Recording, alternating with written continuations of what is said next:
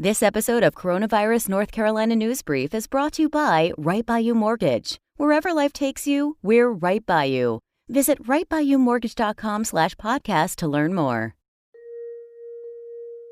From WRAL News and the Capital Broadcasting Podcast Network, this is your Coronavirus North Carolina News Brief for Wednesday, October 21st. I'm Brian Schrader. North Carolina's spike in coronavirus cases, hospitalizations, and deaths is prompting a new warning from state health officials. On Wednesday, the Department of Health and Human Services sent a letter to county and municipal leaders in 36 counties with certain metrics, including 300 or more cases in the last 14 days and identification by the White House as a county of concern. We need everyone's leadership in this moment, talking about wearing a mask, waiting 6 feet apart, and washing hands.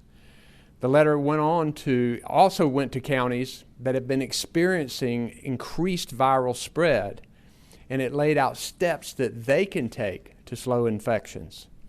These include using civil penalties or fines for violating safety rules.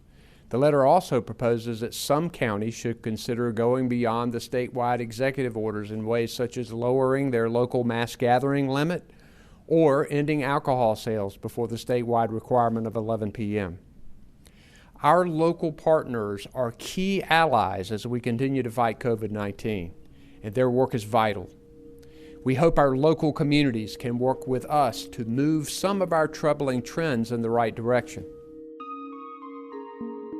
Of course, officials are closely watching deaths and hospitalizations in North Carolina. 53 new deaths were reported on Tuesday, which is the highest number to date.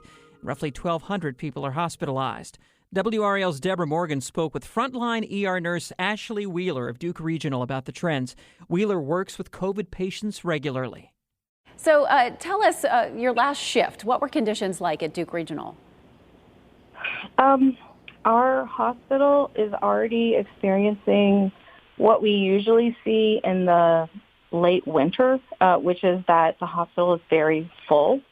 Our inpatient capacity is pretty much maxed out. And so the last shift, we had lots of people waiting to get into a bed upstairs, which depends on discharges. So needless to say, that absolutely slows down any progress in the ER, and it makes conditions already rough when you get started. How have things changed in terms of the patients being treated?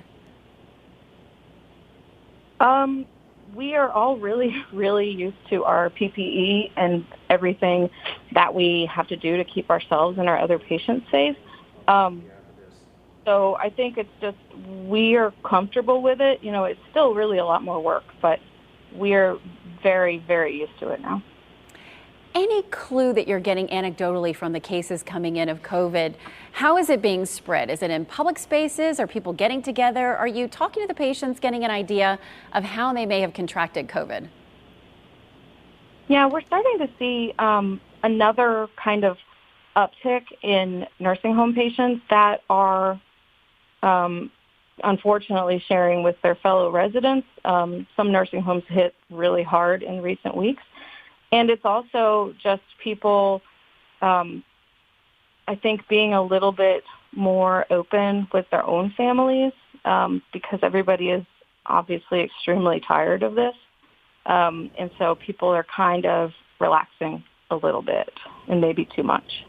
Yeah, I think we've all seen that. Are you worried about having the capacity to be able to treat patients not only with COVID-19, but regular emergencies coming into your emergency room?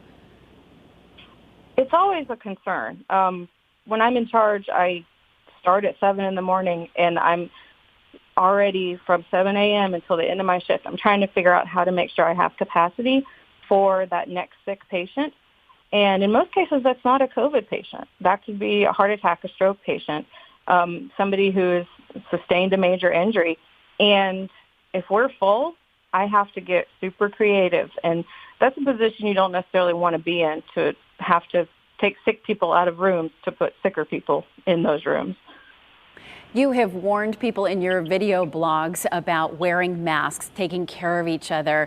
Are you worrying as more of the state reopens, as people move forward, kids going back to school, that the cases will continue to spike like we're seeing this past couple of weeks? I really do. And I have been, riding this COVID thing since it started in March. So I'm just kind of resigned to the fact that winter's going to be rough and that any further opening is going to have there's going to be a ramification. And I'm super worried about the holidays because holidays are important and a lot of people value their families so much that they can't bring themselves to not get together.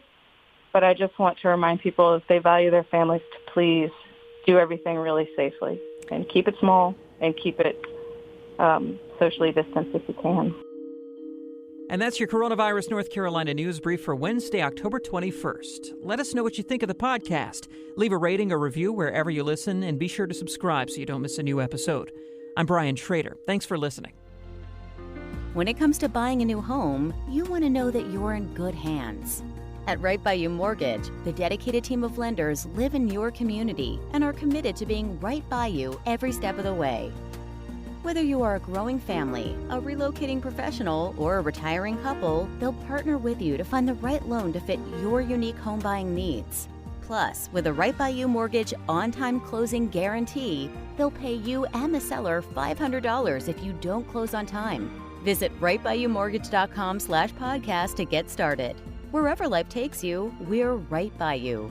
Go to rightbyyoumortgage.com/podcast for full details. Equal housing lender, NMLS number 402136.